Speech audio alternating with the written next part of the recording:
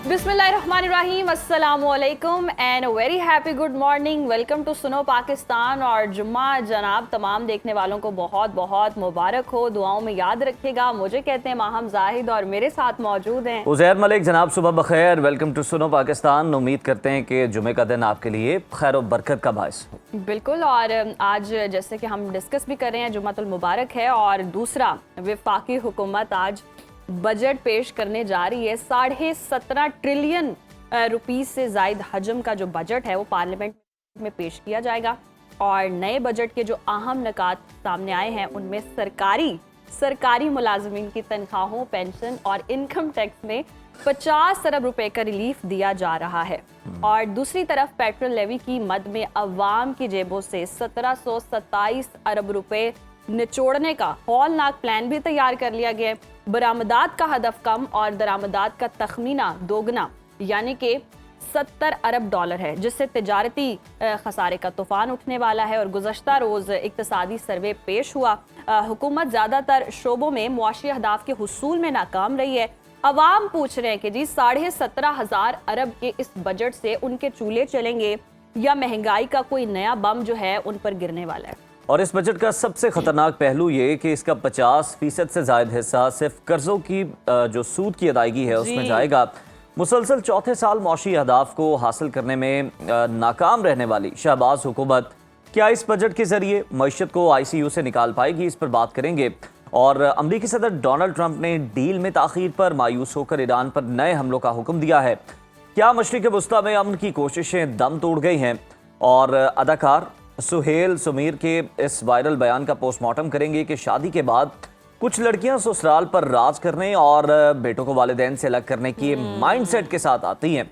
आपको बताएंगे कि क्या हफ्ते में सिर्फ 3 बार फ्राइज खाना आपको शुगर का मरीज बना सकता है। ये बड़ा अलार्मिंग है। और फैशन के चक्कर में जो 100 रुपए का या 200 रुपए का सस्ता काला चश्मा आप खरीदते हैं, क्या वो आपकी बिनाई छीनने का सस्ता जरिया है? और जादू की जो असल हकीकत है और अलामात भी हैं वो भी आपके सामने रखेंगे। मैं आपसे पूछने लगी थी कि आपने कभी चश्मा लिया ऐसे रोड साइड पे गाड़ी रोक कर? हम कॉलेज लाइफ में हमने बिल्कुल खरीदे, बहुत चश्मे खरीदे बड़ा क्रेज होता था। तो देखे ना, उसमें तो उस वक्त तो ये होता ही नहीं था कि विजन का ख्याल रखना, उस वक्त ये होता था कि जनाब स्टाइलिश लग रहा है आपने। तो खैर ये सारे मामला तो हैं। डोनाल्ड ट्रंप भी जो है वो कोई स्टाइलिश और बड़ी कोई ज़बरदस्ती चमचमाती डील की तलाश में है, लेकिन मिल नहीं रही, तो हमलों का हुक्म भी दे रहे हैं।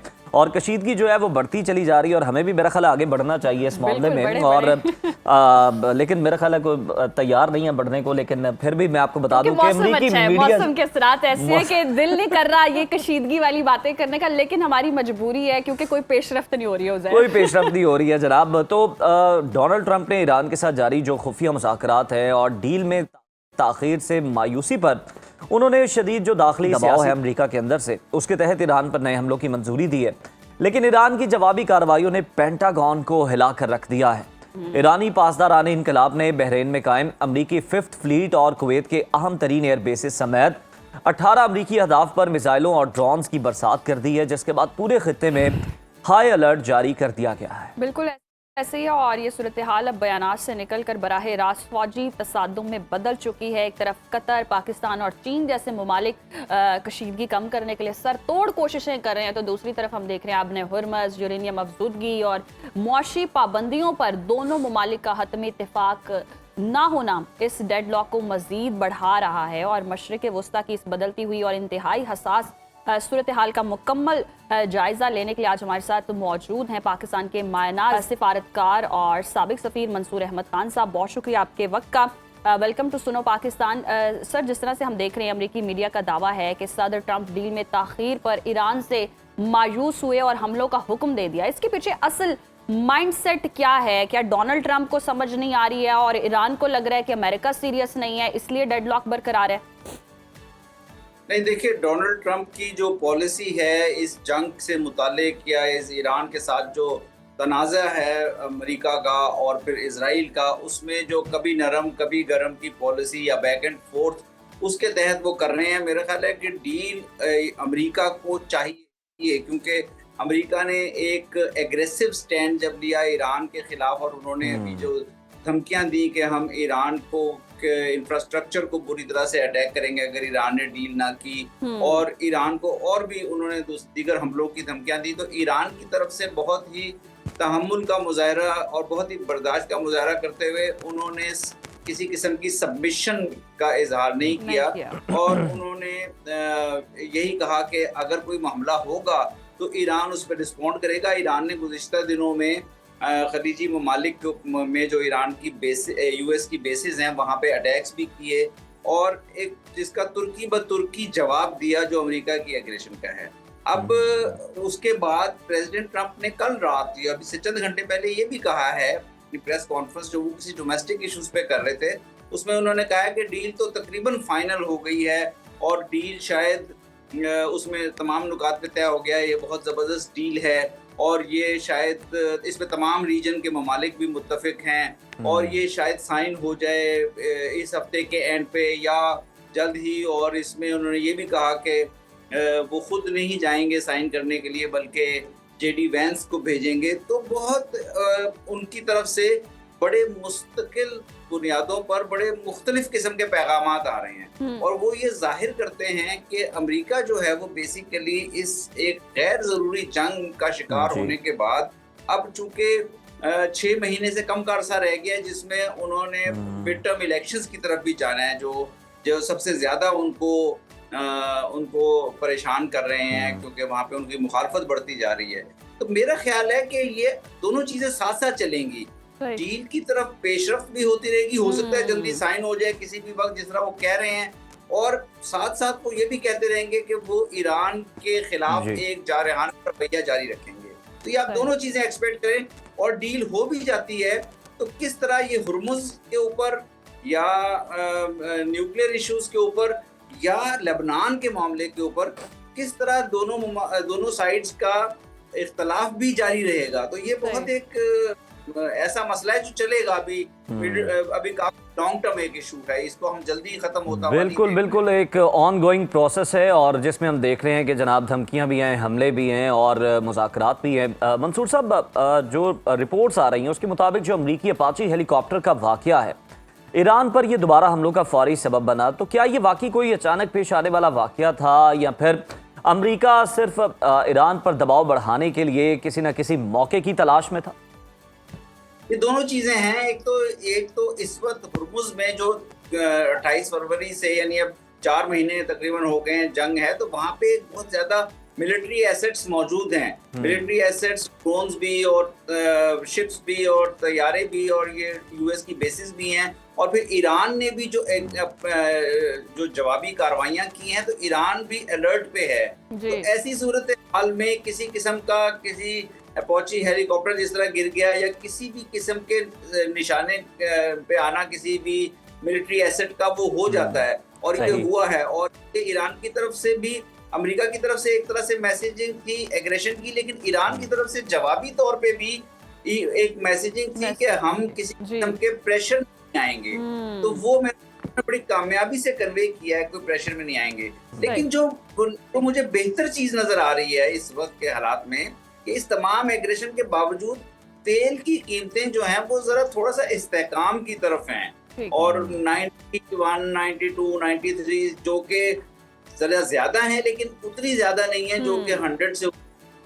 तो मुझे लग रहा है कि मार्केट्स भी ये पढ़ रही हैं कि डील दोनों साइड्स की जरूरत बनती जा रही है। तो जल्द ही दोनों साइड्स मेरा ख्याल है एक आर्जी तौर पे किसी डील में जाएंगी। वो डील सक्सेसफुल कितनी होती है वो देखना पड़ेगा कि मंसूर साहब, ये तो है कि हर किसी की नजरें डील पर ही जमी हुई हैं और कोई ना कोई चाहता मतलब अल्टीमेटली यही हल चाहते हैं कि कोई इत्तेफाक हो सके। लेकिन अगर ईरान की बात करें, यही अगर हमले चलते रहे और अमेरिका हमले करता रहा और अमेरिका जो है अमेरिकी हुकाम ये भी कह रहे हैं कि जी हमले महदूद रखे गए ताकि सिफारती रास्ता खुला रहे, लेकिन अगर हमले किए जाएंगे तो फिर सिफारती रास्ता कैसे खुला रहेगा? इस तरह तो ईरान का एतमाद ही नहीं बैठेगा मुज़ाकरात के लिए अमेरिका पर। तो फिर किस तरह से सिफारती रास्ता भी खुला रहेगा और हमले भी जारी रहेंगे? तो फिर तो ये डेडलॉक बरकरार ही रहेगा। ये बहुत एक अहम खदशा है क्योंकि अगर हमले जारी रहेंगे ईरान के ऊपर तो ईरान जवाबी कार्रवाइयां करेगा। ईरान की जवाबी कार्रवाइयां एक तो हुर्मुज खुलने का इम्कान महदूद तर रहेगा अगर हमले जारी रहते हैं तो ईरान किसी सूरत खोलेगा। दूसरे, अगर हमले जारी रहते हैं तो ईरान की जवाबी कार्रवाइयां किधर होंगी? खलीज के ममालिक पर होंगी। खलीज के ममालिक हुए भी दिनों में आपने देखा है अटैक्स हुए हैं, तो खलीज के ममालिक तो ऑलरेडी ईरान की काफी एग्रेशन फेस कर चुके हैं और वो मजीद करेंगे क्योंकि वो इजराइल की तरफ से जंग में नहीं आना चाहेंगे। तो मेरा ख्याल है कि ये एक बहुत मुश्किल सूरत हाल होगी खित्ते के लिए, खलीजी ममालिक के लिए खास तौर पे, कि ईरान जो है उसके अंदर उसने अब शो कर दिया है कि उसके अंदर एक कुव्वत बर्दाश्त है, इस एग्रेशन को सहने की और उसका जवाब देने की हिम्मत है। लेकिन आगे वो किस तरह रीजन के ऊपर रिएक्ट करता है वो रीजन के लिए एक मसला है। तो मेरा ख्याल है इस वजह से खलीजी ममालिक की तरफ से भी, क्योंकि प्रेसिडेंट ट्रम्प ने कल अपनी प्रेस कॉन्फ्रेंस में इन तमाम ममालिक बशमूल पाकिस्तान का जिक्र किया है कि ये सब के ऊपर यकसू हैं और बल्कि पाकिस्तान की लीडरशिप की तारीफ भी की है।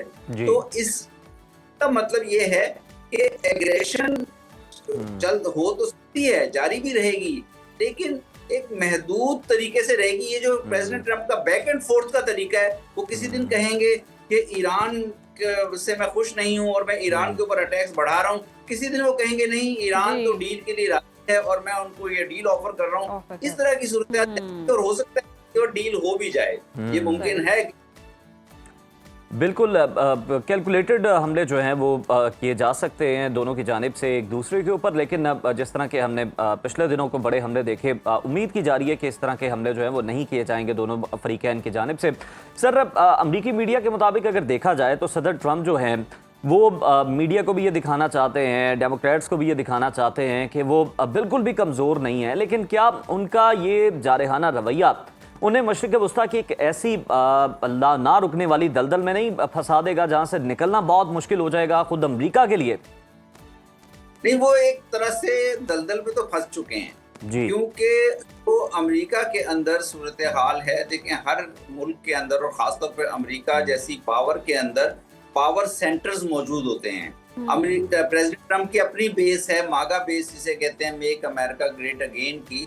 उसमें दो तरह के लोग हैं जो प्रेशर भी एक ग्रुप है जो प्रो इजराइल है, जो इनको प्रेशर डाल रहे हैं कि आप मशरिक़ वस्ता में एग्रेशन जारी रखें, ईरान के खिलाफ एग्रेशन जारी रखें। दूसरा जो एक ग्रुप है वो ये कह रहा है इनका अपने सपोर्टर्स का कि हमारा तो एजेंडा मागा था, मेक अमेरिका ग्रेट अगेन, हम किस जंग में फंस गए हैं, जंग हमारे लिए नुकसानदेह हो रही है, प्राइसेस बढ़ रही हैं। डेमोक्रेट्स अलग से प्रेशर डाल रहे हैं और सबसे बढ़कर इजरायली लॉबी जो है अमेरिका में हमेशा से बहुत फ़आल रही है, बहुत उसका किरदार रहा है और उसका किरदार है और उसका किरदार आइंदा भी रहेगा। तो वो भी प्रेसिडेंट को प्रेशर रखेगी। तो इस जंग में दाखिल होने के बाद जो है प्रेसिडेंट ट्रम्प एक ऐसी गलती कर चुके हैं जिससे अब उन्हें बाहर निकलने का रास्ता ढूंढने में एक उसकी कॉस्ट्स हैं और वो उन कॉस्ट से के लिए ये कर रहे हैं जो आप देख रहे हैं कि कभी हॉट और कभी कोल्ड, कभी सख्त, कभी ये सारा आप उनके ऊपर डोमेस्टिक प्रेशर्स हैं। और चूंकि वो एक समझदार पॉलिटिशियन हैं, सियासतदान हैं, उनको अपनी जो वोटर की पल्स को वो समझते हैं, तो वो अपने वोटर को भी इंटैक्ट रखना चाह रहे हैं। उनकी नजर साल नवंबर में होने वाले मिड टर्म इलेक्शंस पे। बिल्कुल ऐसा ही है मंसूर साहब, बहुत शुक्रिया आपके वक्त का। और वाकई एक जो प्रेशर हो चुका है डोनाल्ड ट्रम्प के ऊपर, अब वो सेफ एग्जिट भी चाह रहे हैं लेकिन कुछ मिल नहीं रहा और सबको राजी भी रखना चाह रहे हैं, लड़ाई झगड़ा भी नहीं चाह रहे और कह रहे हैं कि प्यार मोहब्बत इत्तेफाक से कोई अच्छी डील भी हो जाए, लेकिन वो हो नहीं पा रही है। तो फिर हमले भी करते हैं और अपना इमेज भी बचाने की कोशिश करते हैं। आगे इलेक्शंस आ रहे हैं, वोट भी चाहिए, तो बस डोनाल्ड ट्रम्प समझ और नहीं पा इसी तरह से हम सर्दो गर्म और सख्त नरम जो है हम कभी धमकियां भी सुनते हैं, बयानात भी सुनते हैं। तो जनाब वो कहते हैं ना शेख रशीद की जुबान में कि हल्की फुल्की मौसीकी जो है वो चल रही है। उम्मीद करते हैं कि जनाब कोई पक्का सुर ना ही लगा जाए, मतलब कोई बड़ा हमला जो है वो किसी की जानिब से ना किया जाए और मुज़ाकरात किसी तरीके से जनाब परवान चढ़ें और कोई नतीजा खेज मुज़ाकरात हों ताकि दुनिया में जनाब इस क्योस की सिचुएशन से निकल सके। Let's take a break, stay with us. Welcome back नाज़रीन। और आज एक बहुत ही अहम मसला हम डिस्कस करने जा रहे हैं जो कि अवामी मसला है और आवाम को सोचने की ज़रूरत है। हम कभी भी जब चाय पीने का दिल करता है या बच्चों के लिए कुछ हल्का फुल्का बनाने का दिल करता है या दोस्तों के साथ बाहर घूमना है तो बस पहली चीज़ यही होती है फ्रेंच फ्राइज़ ला दो। और ऑर्डर में पहली चीज़ भी यही होती है। ऑर्डर में पहली चीज़ भी यही होती है। हम सबकी कमज़ोरी बन चुके हैं, लेकिन हार्वर्ड यूनिवर्सिटी की तहकीक ने हम सब के लिए ख़तरे की घंटी बजा दी। अब आप बस ये अलार्मिंग साइन है आपके लिए। मुहक्किकीन कहते हैं जी हफ्ते में सिर्फ 3 बार फ्रेंच फ्राइज खाने से शुगर का खतरा जो है वो 20% तक बढ़ जाता है। और दिलचस्प बात यह है कि अगर इसी आलू को आप उबाल कर या बेक करके खाएं तो शुगर का खतरा 50% तक कम भी हो सकता है। मतलब मसला आलू में नहीं है, मसला आप में आप में भी नहीं है, बल्कि मसला आपके पकाने के तरीकों में। और ये रिसर्च 2 लाख से जायद अफराद के 30 साला डेटा का निचोड़ है, जिसे हम किसी सूरत भी नज़रअंदाज कर ही नहीं सकते। तहकीक के मुताबिक फ्रेंच फ्राइज में पैदा होने वाले ट्रांस फैट्स ना सिर्फ शुगर बल्कि दिल की बीमारियों, फालिज का भी बड़ा सबब बन रहे हैं। और इसी अहम टॉपिक पर डिस्कशन करने के लिए हमने इनवाइट किया है हमारे ग़िज़ाइयत डॉक्टर मानूर मलिक साहिबा को। उनसे जानेंगे कि बीमारियां फैलाने वाली ऐसी ग्लैमराइज्ड ग़िज़ाओं से छुटकारा हमने कैसे हासिल करना है। Welcome to Suno Pakistan doctor Manur. हमें ये बताइए कि ये जो रिसर्च सामने आई है, पहले तो हमें जो ख़तरात हैं इनको थोड़ा सा कम करने की कोशिश करते हैं। ये बताएं कि जो फ्रेंच फ्राइज़ हैं किसी दूसरे तरीके से अगर बना लिए जाएँ तो कम नुकसानदेह हैं। और दूसरी बात ये है कि उन्होंने कहा कि हफ्ते में अगर आप 3 दफ़ा खाते हैं तो ये जो मुसलसल एक हफ्ते में 3 बार खाते हैं या किसी ने गलती से महीने में एक हफ्ते में 3 बार खा लिए तो वो भी इसी कैटेगरी में फॉल करेगा? देखिए, सबसे पहले तो बात ये है कि मसला आलू में नहीं है जैसे आपने बात की है क्योंकि आलू तो हमारी एक ऐसी वेजिटेबल है जिसमें बहुत ज़्यादा न्यूट्रिएंट रिच वेजिटेबल है। इसमें हमारे पास विटामिन सी है जो आपकी इम्यूनिटी को सपोर्ट करता है। इसमें पोटेशियम है जो आपके हेल्दी ब्लड प्रेशर को रेगुलेट करता है। तो आलू को हम बिल्कुल you don't need to completely avoid potatoes कि हम उसको बिल्कुल अपनी डाइट से वो कर दें, रिस्ट्रिक्ट कर दें, इसकी ज़रूरत नहीं है। लेकिन फिर जो बात आती है कि मैटर क्या करता है वो यही है अगेन कि आपके प्रिपेयरिंग मेथड कि आप किस तरह से उसको कंज्यूम कर रहे हैं। फिर उसमें आपका पोर्शन साइज़ आ जाता है क्योंकि हमारा पोर्शन साइज़ बहुत लार्ज है।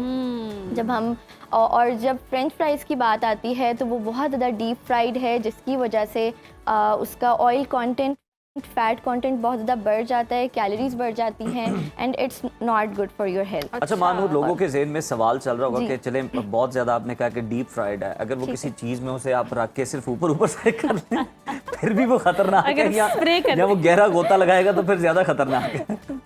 जैसे मैंने आपको बताया कि आलू उस तरह से ख़तरनाक नहीं है, लेकिन हम उसको किस तरीके से खा रहे हैं ये चीज़ मैटर करती है, वो ख़तरनाक है जब हम उसको फ्रेंच फ्राइज़ बना देते हैं। अगर हम बेक्ड पोटैटोज़ खा रहे हैं, मैश्ड पोटैटोज़ खा रहे हैं, बॉइल्ड पोटैटोज़ किसी भी फॉर्म में ले रहे हैं, वो उस तरह से नुकसानदेह नहीं है। लेकिन जब हम उसको बहुत ज़्यादा डीप फ्राई कर लेंगे, उसमें सिर्फ फ्रेंच फ्राइज़ नहीं आती हमारे पास, जैसे समोसा है, समोसा एक बहुत बड़ी एग्जाम्पल है। जितने भी और प्रोडक्ट्स हैं इस तरह के, वो ज़्यादा ऑयल एब्जॉर्ब करते हैं और वो सब ही हमारी सेहत के लिए नुकसानदेह हैं। और जब बात आती है डायबिटीज़ की, तो डायबिटीज़ हम ये नहीं कह सकते कि सिर्फ एक आलू खा लेने से या सर्टेन फूड्स जो हैं वो आपको डायबिटीज़ करवाएंगे या आप उनको अपनी डाइट से कम्प्लीटली रिस्ट्रिक्ट कर दें तो आप अपने आप को डायबिटीज़ से बचा सकते हैं, ऐसा नहीं होता।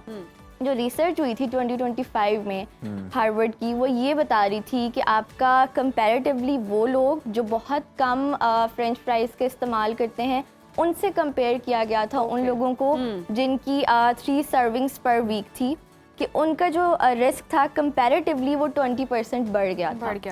तो ऐसा नहीं है कि अगर आप फ्रेंच फ्राइज कोई भी खा रहे हैं तो वो इवेंचुअली उसको टाइप 2 डायबिटीज हो जाएगी। अगर आ ही जाए तो कोई मसला नहीं है, कभी-कभार। अच्छा नहीं, अगर हम ये देखें कि किन लोगों में इम्कानात ज़्यादा होते हैं जिनको अवॉइड करना चाहिए, जो बहुत ज़्यादा शिद्दत से खा रहे हैं और खाए जा रहे हैं, और हम देखते हैं माओ को कुछ समझ नहीं आती, बच्चे को भूख लगी है तो फटाफट स्कूल से आया फ्राइज़ बना दें, कुछ नहीं है तो फ्राइज़ बना दें। एक कोई टाइम ड्यूरेशन भी तो होती है ना, इस वक्त खा सकते हैं, इस वक्त नहीं खा सकते, या कितनी उम्र के ज़्यादा लोग, मतलब कैपेसिटी होती है कि आप इतनी कंज्यूम कर लें, क्योंकि हर इंसान तो बस फ्राइज़ खा रहे हैं और दबा के खा रहे हैं। देखिए वही बात है ना कि इसमें आपकी जो कैलोरीज हैं और आपका जो फैट का लेवल है जब हम उसको डीप फ्राई करेंगे वो बढ़ जाएगा। आलू में तो बुराई नहीं है, आलू में तो कोई मसला नहीं है, तो जैसे हमारी जो एक सर्विंग होती है, जैसे रिसर्च के अकॉर्डिंग 3 सर्विंग्स पर वीक का हमें ये डेटा मिला था कि उसमें 20% जो रिस्क था वो बढ़ गया था टाइप 2 डायबिटीज़ का। तो वो जो एक सर्विंग है उसके अगर आप थिक कट फ्राइज़ हों तो वो 10 to 15 उसमें सिर्फ आते हैं। तो हम लोग अगर फ्राइज खाएं तो हम कितनी खा लेते हैं? 10 से 15 में तो पता ही नहीं चलता दिमाग को कि 10 से 15 फ्राइज का तो पता भी नहीं चलेगा। अच्छा भाई ये बताएं कि फिर क्या करें, जिन लोगों को तो चले टेस्ट डेवलप हो गया है, अब वो एयर फ्राई करके खा लें या कोई और सरसों का तेल यूज कर लें या फिर जैतून का तेल ऑयल उसमें आप बना कोई लें? भी इस्तेमाल करेंगे ठीक है, हमारे पास सेफ ऑप्शंस हैं। हम ऑयल में भी जो हमारी सेहत के लिए उतने नुकसानदेह नहीं है हम उनको इस्तेमाल कर सकते हैं। बट अगेन बात वही आती है कि आपकी कैलोरीज आप उसको कम नहीं कर सकते। आप ये नहीं कह सकते कि जो भी जैसे एक्स्ट्रा वर्जिन ऑलिव ऑयल है, हमारे पास ये बहुत से अच्छे और ऑयल की हमारे पास हैं ऑप्शंस जो हमारे लिए सेहत के लिए अच्छे हैं। बट स्टिल जब कैलोरीज की बात आती है तो कैलोरीज का मसला वही का वही रहेगा। बना लें आप एयर फ्रायर में बना लें, calories will stay the same. जी नहीं, एयर फ्राइड में थोड़ी कम हो जाएंगी क्योंकि ऑब्वियसली आपने मिनिमल ऑयल के साथ एयर फ्राई करना है। तो जिन लोगों को बहुत ज़्यादा क्रेविंग होती है एंड उनको कोई मेडिकल कंडीशन से वो नहीं कर रहे सफ़र, कि किसी भी बीमारी के वो पेशेंट नहीं है या क्या, या ओबीस नहीं है, ओवरवेट नहीं है, तो फिर they can enjoy French fries. But still आप उसका पोर्शन साइज कम करें एंड वंस अ वीक आप ले रहे हैं तो इट्स फाइन। आप ऑन अ सीरियस नोट, अगर जो भी फ्राइज खाने वाले हैं, हम समेत भी जो भी खाते हैं, आप अगर उन्हें कभी यूं प्रेस करके देखें तो आपको पता चलेगा कि कितना अच्छा खासा ऑयल जो है एक्सट्रैक्ट होता है। वाकई ये तो होता ही होता है, लेकिन अगर मोस्टली हम देखते हैं कि जंक फूड जितना ज़्यादा हो गया माशरे में, अब हमने बर्गर है तो बर्गर के साथ फ्राइज खाने ही खाने हैं। कुछ लोग हैं पिज्जा लिया है तो फ्राइज खाने ही, कॉम्प्लीमेंट्री आ गया तो फिर कहां छोड़ आ गए, साथ ये डील के साथ आते ही आते हैं। तो ये जो मस्ट है ना, तो वो फिर ये जो सब चीजें मिलती हैं ये कितनी यही तो बात है, ये बहुत ज़्यादा, क्योंकि हम फ्राइज़ यूजुअली हम उसको अलग से सिर्फ फ्रेंच फ्राइज नहीं खा रहे होते, मोस्टली ऐसा ही होता है कि उसके साथ या तो बर्गर है या पिज्ज़ा है या कोई भी एनी अदर जंक फूड में से कुछ भी फास्ट फूड में से किसी और चीज़ के साथ हम इस्तेमाल कर रहे होते हैं, जिसकी वजह से इवेंचुअली फ्रेंच फ्राइज की तो कैलोरीज हैं ही हैं। अगर हम एक सर्विंग की बात करें, जैसे मैंने आपको बताया, अगर थिक कट फ्राइज हैं तो 10 to 15 और अगर थिन कट हैं तो 15 to 20 जस्ट, उसकी आपकी 220 से 280 तक कैलोरीज होंगी एक सर्विंग की। तो हम तो उससे बहुत ज्यादा, ये सोच रहा हूँ कि इन्हें जलाने के लिए कितनी मेहनत करनी पड़ेगी। बड़ा मुश्किल काम है। तो यही बात है, इसीलिए we should avoid French fries. और अगर पतला बंदा खा रहा हो उसको अक्सर कहते हैं जी ये फ्राइज खाओ, जंक फूड खाओ, बड़े मोटे हो जाओगे, हेल्दी हो। इन्होंने अपने लिए फतवा लेके रहना मुझसे अलावा है। मैं कुछ मार्जिन निकालना चाह रही हूँ पतले लोगों के लिए। देखिए ये भी एक मिथ है कि अगर आपने वेट गेन करना है या आपका अगर आप अंडरवेट की कैटेगरी में आते हैं, आपका BMI, तो उसके लिए भी आपको हेल्दी बहुत से हमारे पास ऑप्शंस हैं अदर देन फ्रेंच फ्राइज। हम आलू, आप जो है बेक्ड पोटैटोज का इस्तेमाल कर सकती हैं। आप अगर बहुत ज़्यादा क्रेविंग भी है तो आप एयर फ्रायर में कर सकते हैं air fried French fries. But still बहुत ज़्यादा ऑप्शंस हैं। हम हेल्दी वे से, बैलेंस डाइट से आपको जो कैलोरी इंटेक जितनी रिक्वायर्ड है आपको उससे इंक्रीज करके आपका वेट गेन। मेरी टीम को मजाक सूझ रहा है, वहाँ से सवाल ये आया कि मोटा आलू गोल गोल फिर तशबीह क्यों दी जाती है? आज सवाल तो वैलिड है वैसे मौसम की वजह से फ्रेंच फ्राइज का दिल कर रहा है और सारों का मूड ना, और समोसों वाली दुकान पकौड़ों वाली है, वहाँ पे आज हमने रश नहीं बढ़ने उन सब का काम आज वो। तो ये देखिए इस तरह की बातें भी बनी। अच्छा मानूर, हमारे प्लेटफॉर्म से आप एक मैसेज भी दें उन लोगों को कि जो हम देख रहे हैं कि लोगों में बहुत ज्यादा अवेयरनेस आ गई है आप लोगों की वजह से, और लोग जो है हेल्दी ऑप्शंस की तरफ जाते हैं। आपने देखा होगा कि बहुत सारी वीडियोस भी आती हैं और हम देखते हैं कि टर्की, बाकू वगैरह में आपको वो बड़े बड़े पोटैटोज होते हैं, उनको वो हाफ कट बेक होते हैं और उनको हाफ कट करके उनमें वेजिटेबल्स, चिकन, इस तरह की चीजें ऐड करके एक बड़ा हेल्दी प्रॉपर मील तैयार किया जाता है। तो बिजनेस आइडिया तो है एंटरप्रेन्योर्स के लिए।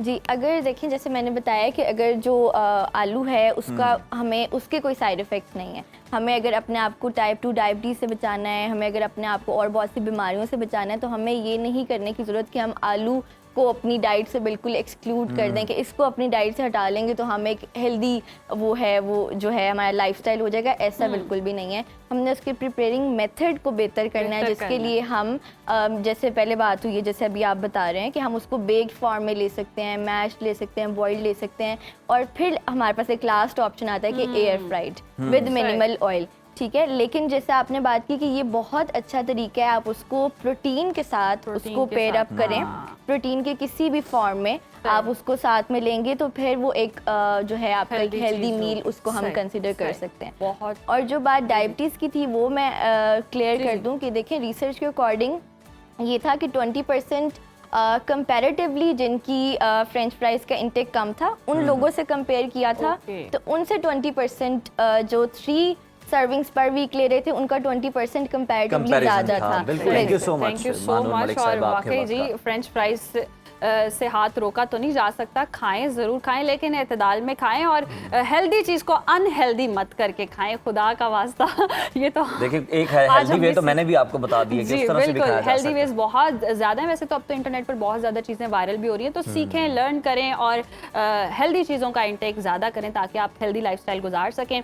अभी वक्त हुआ ब्रेक का, देखते रहिए सुनो पाकिस्तान। एक बार फिर से प्रोग्राम में आपको खुशामदीद कहते हैं। नाज़रीन, एक बेटी जब अपना घर, अपने वालिदैन और अपना सब कुछ छोड़कर किसी नए घर में जाती है तो यकीनन ये उसकी ज़िंदगी की सबसे बड़ी कुर्बानी होती है। एक बाप अपनी ज़िंदगी की सबसे कीमती पूंजी अपनी इज़्ज़त और अपनी बेटी किसी दूसरे के हाथ में सौंप देता है। लेकिन आजकल हमारी सोसाइटी में एक नया ही ट्रेंड देखने को मिल रहा है जिसकी निशानदेही हाल ही में हमने देखा मारूफ अदाकार सुहेल समीर ने भी की है। उनका कहना है जी कि आजकल बाज़ वालिदैन जो हैं वो बेटियों को ये तरबियत देकर भेजते हैं कि शादी के बाद शौहर को जॉइंट फैमिली से अलग करना है और ससुराल पर राज करना है। अब सवाल यहाँ ये पैदा होता है कि क्या वाकई हमारी ख़ानदानी तरबियत में ये बिगाड़ आ चुका है या फिर लड़कियाँ ससुराल के दबाव और सास के सख्त रवैये से बचने के लिए ये कदम उठाने पर मजबूर हो जाती हैं। और ये कैसा मौजू है जो पाकिस्तान के तकरीबन हर घर की ही कहानी है। आजकल का आम मुशाहिदा भी यही है कि एक ही छत तले साल से रहने वाले भाई किसी एक नई बहू के आने के बाद अलहदा रहने को तरजीह देने लगते हैं। क्या यही वो नुक्ता है जिस पर सुहेल समीर ने निशानदही की है? जॉइंट फैमिली सिस्टम से नई नस्ल को मसाइल क्या हैं और जदीद दौर में सास बहू के झगड़ों का मुस्तकिल हल कैसे निकाला जा सकता है? हमें ज्वाइन किया है रिलेशनशिप कोच जली ने और उनसे जानेंगे कि सास बहू की लड़ाई में मसला आखिर पैदा कहां से होता है। Welcome to Suno Pakistan. Mrs Ali, कहिएगा कि अदाकार सुहेल समीर का जो बयान सोशल मीडिया पर काफ़ी वायरल है, आपने भी सुना होगा, हमने भी मेंशन किया है। आजकल तो लड़कियों को तरबियत दी जा रही है कि वो शादी के बाद खावंद को वालिदैन से अलहदा कर दें और ससुराल पर राज करें। आपके पास भी कुछ इस तरह के केसेस आते हैं और कुछ फैमिलीज इस तरह की आती हैं या कुछ सासें इस तरह की आती हैं जो वो बताती हैं कि जी हमारा तो अब बेटा जो है वो अलग कर लिया है बहू ने? बिल्कुल ऐसा तो होता है, लेकिन अब लड़कियों के जो पेरेंट्स होते हैं वो ज्यादातर ये डिमांड करते हैं कि लड़का इतना फाइनेंशियली स्टेबल हो के वो सेपरेट घर को मैनेज कर सके और ज्वाइंट फैमिली सिस्टम में ना रहे, क्योंकि बच्ची के लिए उन सारी रिस्पॉन्सिबिलिटीज को ज्वाइंट फैमिली में जाके टैकल करना बहुत मुश्किल हो जाता है। और ना सिर्फ रिस्पॉन्सिबिलिटीज की बात है बल्कि यहाँ पर लोगों के बदलते हुए रवैये जो होते हैं वो रिश्तों में जो है वो समझे कि खोखलापन पैदा करते हैं, जिसमें ना सिर्फ जिम्मेदारियां पूरी करके आप अपना घर निभा सकते हैं, लेकिन अगर 10 लोगों के मिजाज अलग अलग हैं तो अगर आपने उसको नहीं समझा तो वहाँ पे भी आपका जो घर है वो खराब होने का खदशा होता है। मतलब सिर्फ एक जिम्मेदारी नहीं है, आपके सर पे बहुत सारी जिम्मेदारी है जिसको आपने पूरा करना है। तो मेरा ये ख्याल है कि सेपरेट सिस्टम ही बेहतर है। सही, यानी कि आप सपोर्ट करती हैं कि सेपरेट सिस्टम ही बेहतर है? बिल्कुल ऐसा ही है। सही, लेकिन अगर हम देखें हमारी रिवायात चलती आ रही हैं, कोई चचा चाची फूफा मामी, मतलब ये सारे जितने भी रिश्ते हैं या दादा दादी का प्यार, नाना नानी का प्यार, फिर बच्चों की उस तरह से तरबियत भी नहीं होती है। फिर वो बच्चे यही हैं कि कोई रूल नहीं मानते हैं, जिस तरह की आजकल की हमारी जनरेशन है, कोई बड़ा बात कर देता है उनको तो वो मुनासिब ही नहीं समझते कि हमें बता क्यों नहीं, आप कौन होते हैं सिखाने वाले। तो वो जो अदबो अदा, वो जो रिवायात, हमारा एक कल्चर लेकर चीज़ें चल रही थी वो आपको बिखरती हुई नजर नहीं आ रही है सेपरेट सिस्टम होने की वजह से? देखिए ये तो बात है कि जनरेशन गैप भी तो है ना। अब देखें आजकल जैसे जेंसीज है, आप उनको कितना भी ट्रेन कर ले, उनकी कितनी भी तरबियत कर ले, लेकिन जो एक जनरेशन में चीज आ रही है उसको तो आप नहीं बदल सकते। इसी के साथ तो जरूरी नहीं है आप कोस हो या मीलों दूर घर ले लें और आपका साल में भी चक्कर नहीं लग रहा है। अगर आप एक मोहल्ले में भी घर ले लेते हैं जहाँ पे आपका फ्रिक्वेंटली आना जाना अपने घर में लगा हुआ है, जहाँ पर आप मिल रहे हैं और उनको बच्चों को प्यार भी मिल रहा है अपने बड़ों का और तरबियत भी मिल रही है, लेकिन एक छत का जो कॉन्सेप्ट है ना, मुझे लगता है वो प्रॉब्लमेटिक है। एक गली में भी रहा जा सकता है, एक मोहल्ले में भी रहा जा सकता है, लेकिन जो एक छत का कॉन्सेप्ट है ना, वो बहुत गलत है। और फिर देखें, बच्चों की तरबियत की अगर बात की जाए तो आप ये मुझसे कह रही थी कि बच्चों की तरबियत है कि वो ये सारी चीजों से महरूम हो जाते हैं, लेकिन फिर वो पॉइंट कहाँ जाता है कि जब वो रोज रोज के इस तरीके की झगड़े देखते हैं, आपस में माँ बाप का कॉन्फ्लिक्ट देखते हैं, फिर सास बहू का कॉन्फ्लिक्ट देखते हैं, तो बच्चों पे वहां पे भी तो बुरा असर पड़ता है ना। तो अगर हम बच्चों की तरबियत मिसेस अली, जिस तरह से आप बात कर रही हैं, आपकी ये तजवीज किसी हद तक साहिब है, दुरुस्त है कि चले अगर सेपरेशन बहुत ज्यादा नागुज़ीर हो चुकी है, अगर बहुत ज्यादा हो चुकी है तो आप करीब भी कहीं घर ले सकते हैं। लेकिन जरा ये भी बताएं कि उन वालिदैन का क्या कसूर है जिन्होंने बेटे को पाला, जवान किया, अपनी जवानी लुटाकर उसके ऊपर उसकी परवरिश की उन्होंने, और जब वो बड़ा हुआ, उसकी खिदमत का वक्त आया तो जनाब वो अलग हो जाए, तो बूढ़े वालिदैन क्या करें, उनका क्या कसूर है? देखिए, जब आप सल्लल्लाहु अलैहि वसल्लम ने हजरत फातिमा रज़ियल्लाहु तआला अन्हा का निकाह किया था हजरत अली से, तो उनको एक सेपरेट घर करके दिया था, ठीक है।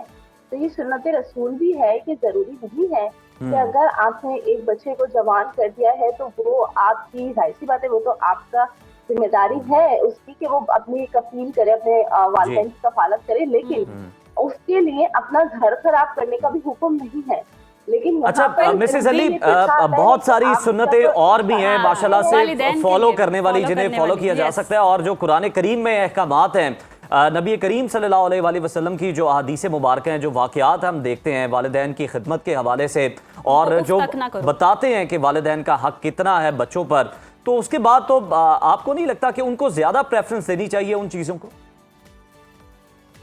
हाँ, उसके लिए ये है ना कि देखिए, आप फाइनेंशियली इंडिपेंडेंट हो जाएं, बहुत अच्छा सा आप खुद को जो है वो सिक्योर कर लें कि आप उनके लिए कोई मेड हायर करके दें, और आप में पहले वालिदैन के पास से होते हुए फिर मेड में वो दर्द दिल कहाँ से पैदा करेंगे मिसेस अली? मेड में वो जज्बा कहाँ से पैदा करेंगे कि जिस तरह से आप अपने पेरेंट्स के बारे में सोचते हैं, उनका ख्याल रख सकते हैं, वो आपके पेरेंट्स का रखें? और सबसे पहले तो ये मेड की आप जो बात करिए, इतना फाइनेंशियली कोई स्ट्रांग ही ना हो, कोई सेपरेट घर लेकर ही ना दे सकता हो, वो फाइनेंशियली इतना स्टेबल ही ना हो, अफोर्ड ये घर कर सकता हो, और उसमें भी बीवी ने अगर जीना हराम किया हुआ है, या चलो सास ने जीना हराम किया हुआ है, तो ऐसे में तो फिर वो पिसेगा। इन सब चीज़ों से पहले तो ये क्राइटेरिया पे वो बेचारा पहले उतरे कि वो 2 घर लेकर दे सकता हो, 2 गाड़ियाँ हो, बंगला हो, सब कुछ हो, वो क्राइटेरिया पर उतरेगा तो शादी होगी, अदरवाइज वो फिर शादी ही ना करे। नहीं, ऐसा तो नहीं है, खैर ऐसी तो कोई शर्त नहीं। कोई सोल्यूशन देना फिर हमें सोल्यूशन दें कि एक बंदा फाइनेंशियली स्ट्रांग नहीं है, वो भाई सेपरेट घर नहीं लेके दे सकता, अब इसका हल बताएं।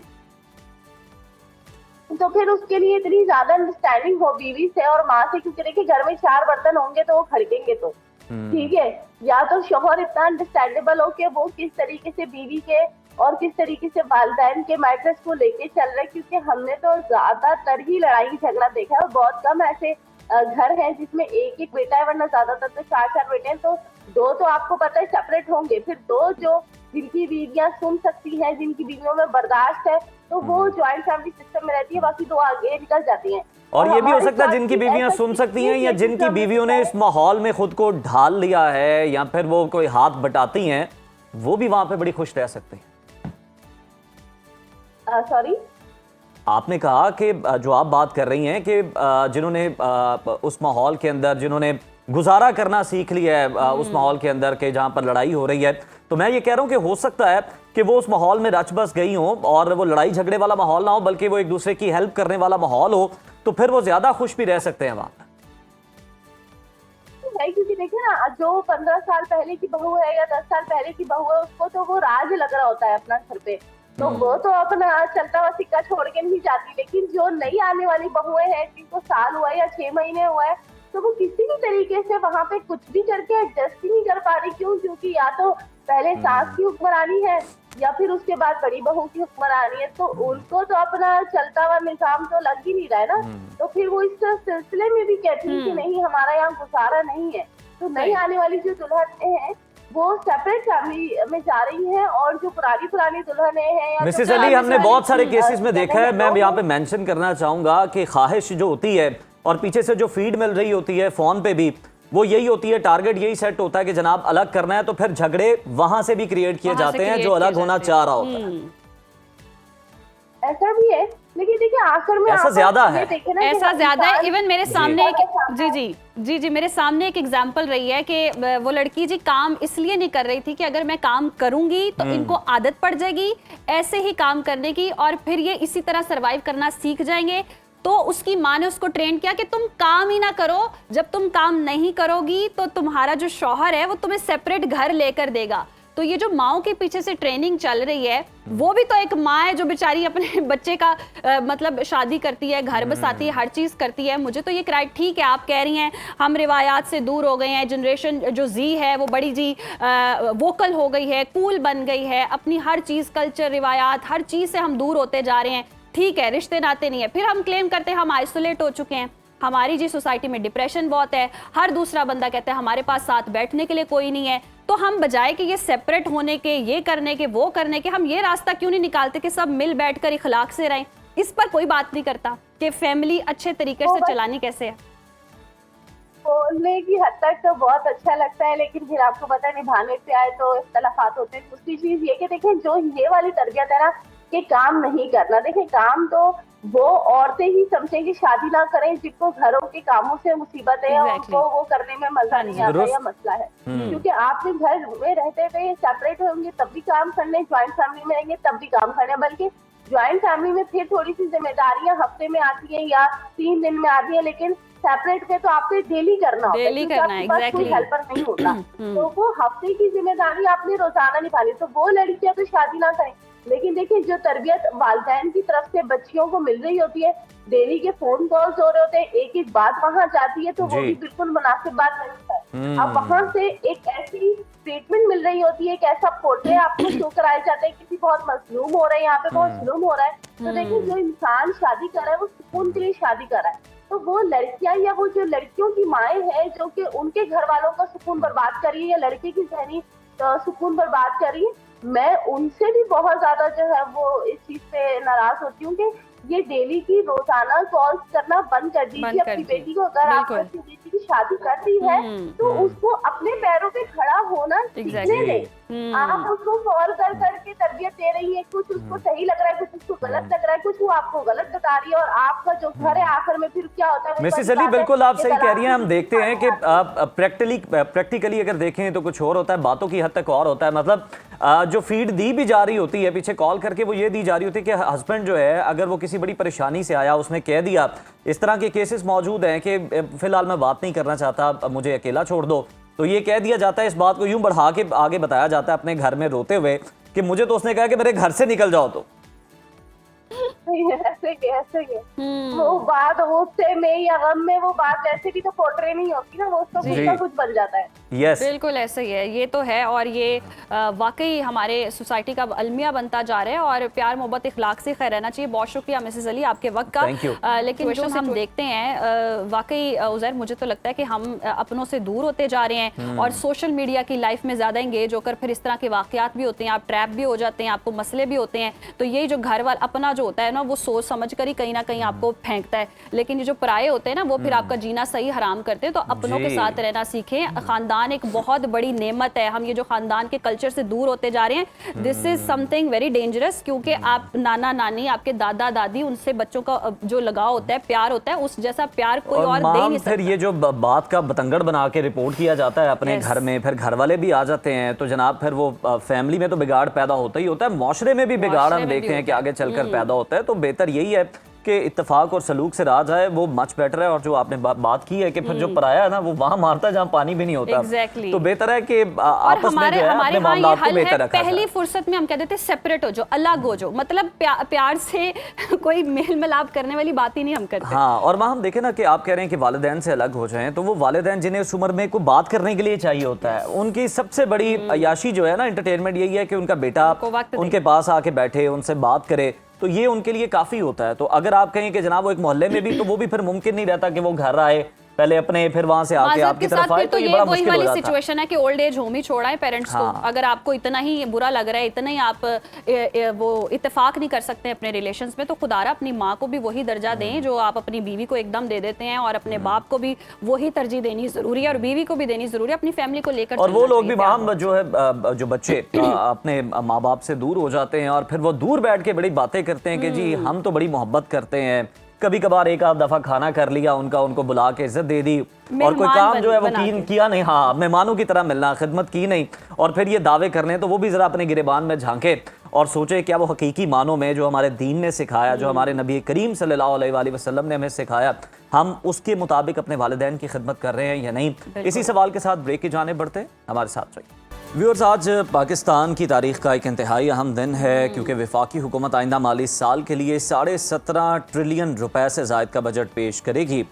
और कहा जा रहा है कि एक तरफ तो सरकारी मुलाजिमीन की तनख्वाहों, पेंशन में इजाफे और इनकम टैक्स में कमी की सूरत में 50 अरब रुपए का रिलीफ देने की बातें हैं, लेकिन दूसरी तरफ जो तल्ख सच्चाई सामने आई है वो रोंगटे खड़े कर देने वाली है। गुज़श्ता रोज़ जारी होने वाले इकनॉमिक सर्वे की बात करें तो उसके मुताबिक मुल्क में गुर्बत की शरह छलांग लगाकर तकरीबन 29% तक जा पहुंची है।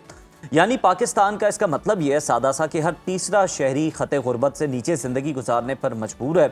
बुलंदो बांग दावों के बावजूद महंगाई के कोड़े ने मिडिल क्लास को कुचल कर रख दिया है। अवाम परेशान है कि आज उन्हें रिलीफ दिया जाए या फिर तकलीफ में मजीद इजाफा होने जा रहा है।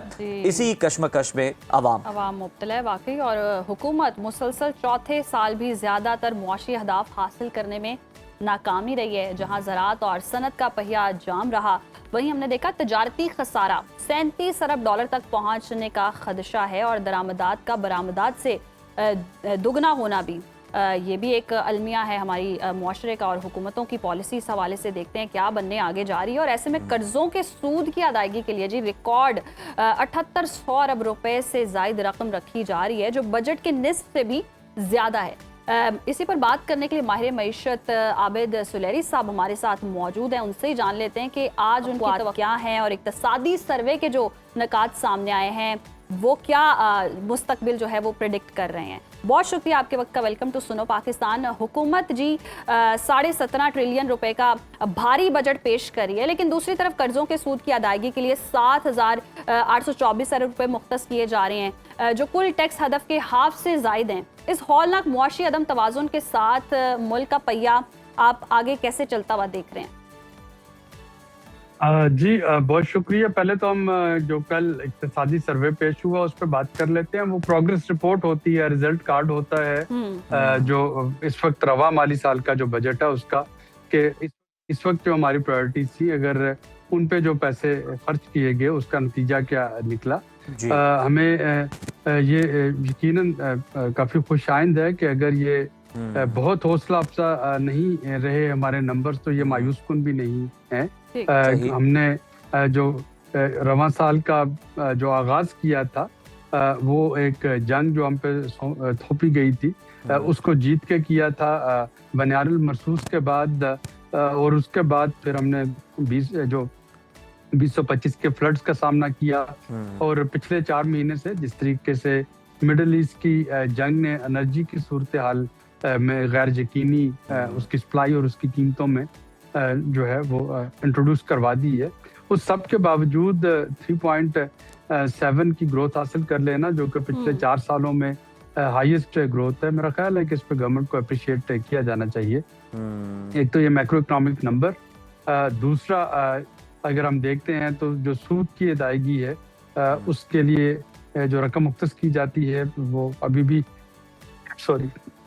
बजट के निस्ब से ज्यादा है, लेकिन इसमें ईयर टू ईयर नुमाया कमी आ रही है। तीसरा रुपए की कदर जो है उसमें इस्तेहकाम देखने में हमें मिल रहा है। और ज़राअत जो है, ज़राअत में जो हमारी गो के अगेन टारगेट मिस हुआ, लेकिन बड़ा खुशाइंद है कि सैलाब के बावजूद अगर आपकी राइस, शुगर केन और वीट जो है उनमें एक टारगेट अचीव हुआ, जिन्होंने कि कॉटन और मेज के जो टारगेट मिस हुए उसको कंपनसेट किया। तो इसका मतलब है कि ज़राअत का जो पोटेंशियल है उसको फर्दर फोकस करने और फर्दर एक्सप्लोर करने की जरूरत है।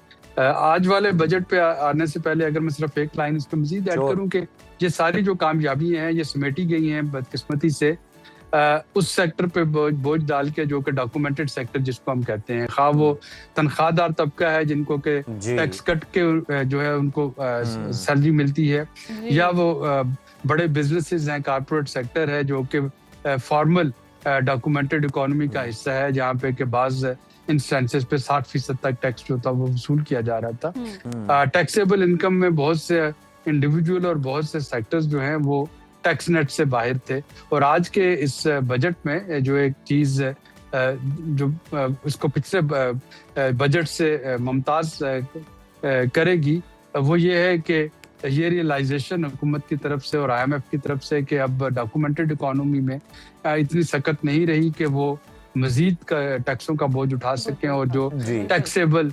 बाकी सेक्टर्स हैं उनको भी इसमें अपना रोल प्ले करना होगा। तो अगर आज के इस बजट में जाहिर है गवर्नमेंट मैयत इंट्रोड्यूस कर रही होगी, उसको इन्फोर्स करने में कामयाब भी हो जाती है, जो कि FBR के रिफॉर्म के जरिए करने की कोशिश की जा रही है कि उसके तीन विंग्स होंगे। एक जो है वो इंडिपेंडेंट असेसमेंट कर रहा होगा, दूसरा जो है वो ऑडिट कर रहा होगा, और तीसरा जो है वो इन्फोर्समेंट कर रहा होगा, और तीनों का आपस में कोई लिंक नहीं होगा।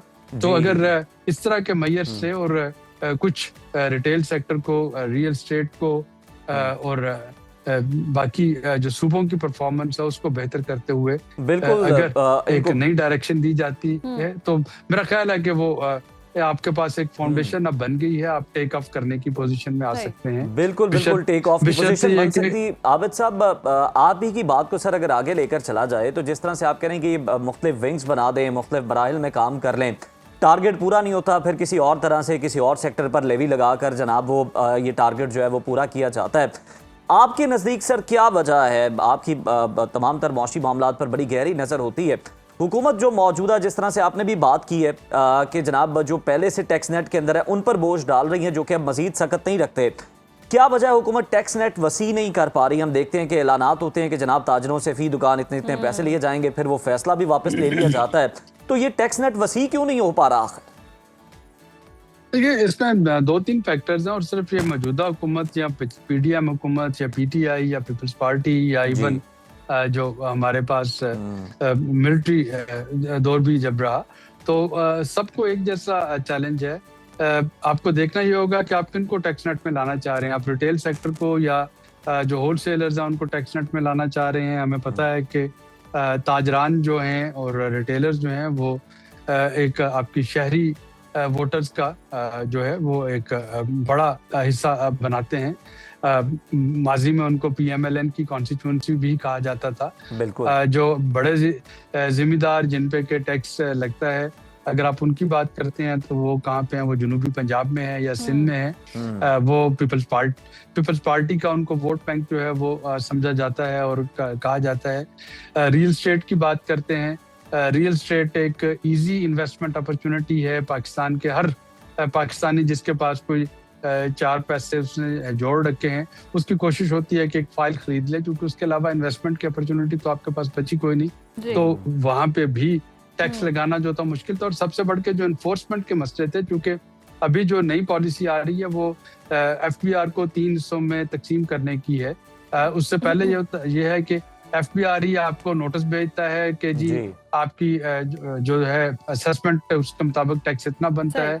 फिर FBR उसी ऑफिसर के पास आप अपील लेके जाते हैं और वही ऑफिसर फैसला सुनाता है कि अच्छा जी आपको टैक्स लगना है या नहीं। और वहाँ पे कनाइवेंस और जो मिसयूज ऑफ पावर्स है वो काफी हद तक हो रही थी, जिसकी वजह से एनफोर्समेंट वीक थी। अब अगर इन तीनों शोबों को अलहदा कर दिया जाता है और इनका आपस में अगर कोई ताल्लुक नहीं रहता, तो ये एक अच्छी चीज होगी ट्रांसपेरेंसी लाने के लिए। और ये तो अच्छी चीज होगी अल्टीमेटली आवाम की। अगर हम बात करते हैं, जब भी बजट आता है आवाम सिर्फ यही तवक्को कर रही होती है आवाम को, क्योंकि ये जमा माइनस तफरीक ये सब समझ नहीं आ रहा होता, ये कैलकुलेटेड बातें जो हम कर रहे होते हैं। आवाम के मुफाद की बात ही हर कोई चाहता है कि वो करे, और आवाम यही जानना चाहती है आवाम के लिए क्या रिलीफ मिलेगा। आवाम को अल्टीमेटली पेट्रोल जो है वो महंगा नहीं चाहिए, बिजली सस्ती चाहिए, टैक्स इतने ज्यादा ना हो, गुजारा कर सकें, अपने बच्चों की तालीम के हवाले से अच्छे से पैसा खर्च कर सकें। तो उनका लाइफस्टाइल बेहतर होगा या नहीं होगा, या महंगाई में इजाफा होगा और वो मजीद पिसेंगे,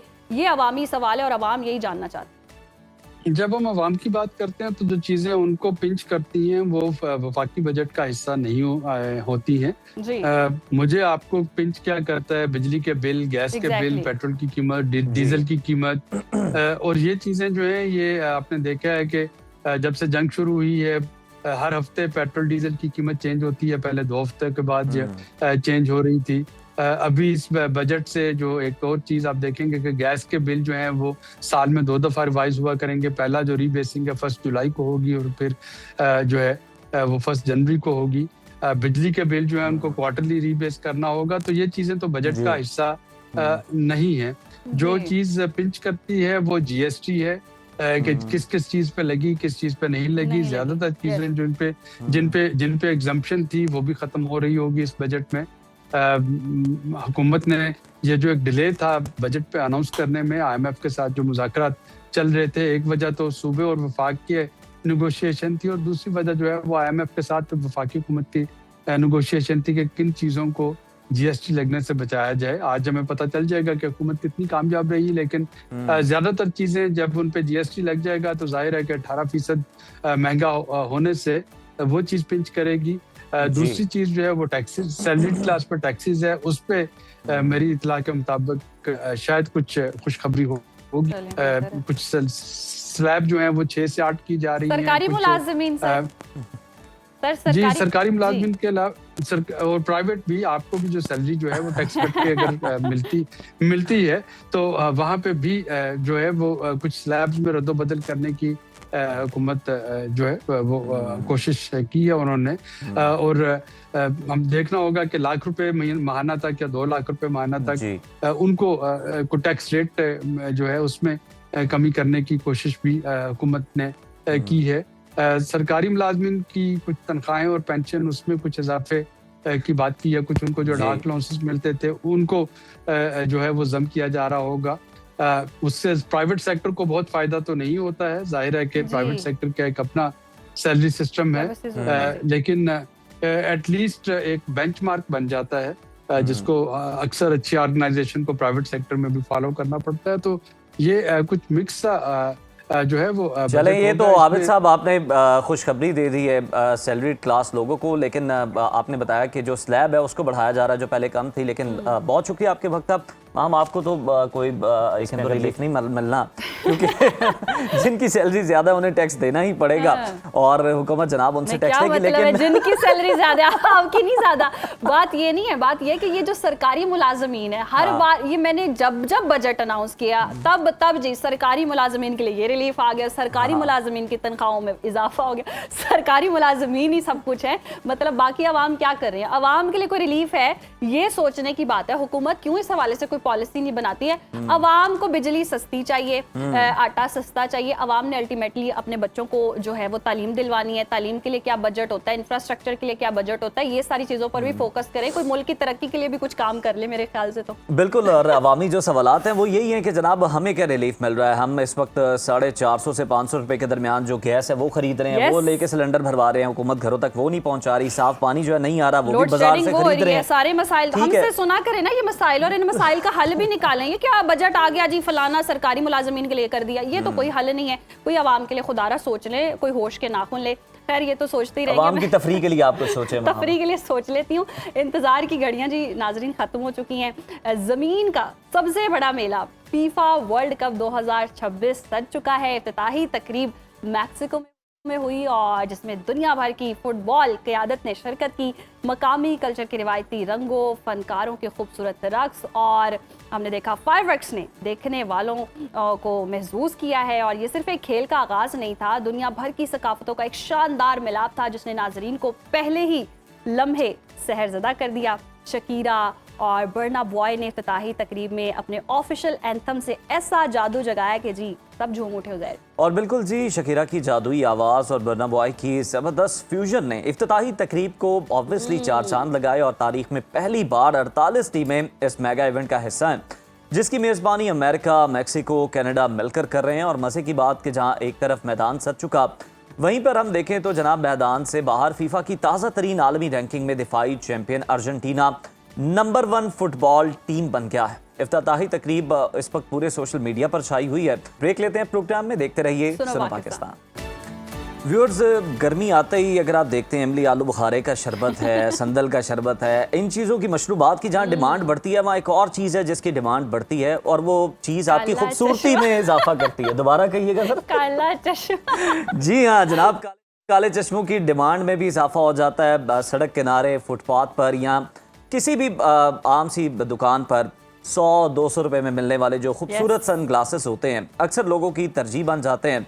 लोग स्टाइलिश भी लगना चाहते हैं, धूप का मुकाबला भी करना चाहते हैं, लेकिन धूप और तेज़ शुआओं से बचने के लिए जो चश्मा हम शौक से लगाते हैं वो दरअसल हमारी बिनाई को आहिस्ता आहिस्ता मुतासर कर रहा होता है। ऐसे ही है, और सस्ते और गैर मयारी चश्मे अल्ट्रा वायलेट शुआओं को रोकने के बजाय नाजरीन हमारी आंखों की जो पुतलियां होती हैं उनको मज़ीद खोल देते हैं, और जिससे नुकसान जो है वो डबल हो जाता है। और एक आम शहरी अपनी आंखों को बचाने के लिए सही चश्मे का इंतखाब कैसे करे, ये जानने के लिए हमने दावत दी है फातिमा मेमोरियल अस्पताल के शोबा अमराज चश्म के सरबराह brigadier retired professor doctor Abdul Malik साहब को, जिनसे जानेंगे कि सही चश्मा कौन सा है और किस वक्त में लगाना चाहिए, कौन सा एक्यूरेट है, और बाज़ लोगों को जो नज़र का मसला होता है उनके लिए भी जी हम उन मसाइल का और ऐनक बड़ी हो छोटी हो ये भी जो है वो मैटर करता है। बहुत मैटर करता है।